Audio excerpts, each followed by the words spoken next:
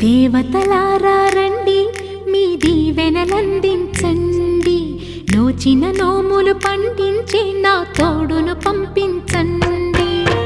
కలలో ఇలలో ఏ కన్నెకి ఇలాంటి పతిరాడనిపించే వరుణ్ణే వరముగా ఇవ్వండి.